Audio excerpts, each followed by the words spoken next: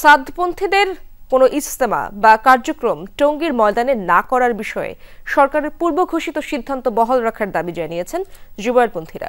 সকালে জাতীয় প্রেস ক্লাবের সংবাদ সম্মেলনে একথা জানান জুবায়েরপন্থী তাবলিগের সাথীরা। এছাড়া 5 দফা দাবির বাকিগুলো হচ্ছে টঙ্গী হত্যাকাণ্ডে দায়ের করা মামলার নিরপেক্ষ তদন্তকারীর মাধ্যমে দ্রুততম সময়ে চার্জশিট প্রদান ও দ্রুততার সাথে ন্যায় বিচার নিশ্চিত করা, গাজীপুর মেট্রোপলিটন পুলিশে কর্মরত সাদপন্থী 2 জন সুনির্দিষ্ট পুলিশ কর্মকর্তাকে অনতিবিলম্বে প্রত্যাহার ও বদলি করা, গেজেটের মাধ্যমে কাকরাইল মসজিদের ন্যায় বাংলাদেশের সকল মসজিদে দাওয়াত ও তাবলিগের নামে সন্ত্রাসী সাদপন্থীদের সকল কার্যক্রম চিরতরে নিষিদ্ধ ঘোষণা করারও দাবি জানান তারা।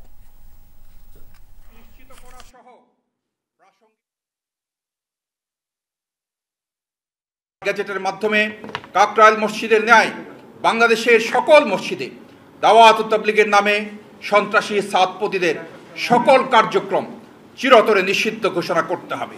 দ্রুততম সময়ে সঠিক তদন্তক্রমে দ্রুত চার্জশিট প্রদান ও দ্রুততার সাথে ন্যায় বিচার নিশ্চিত করতে হবে।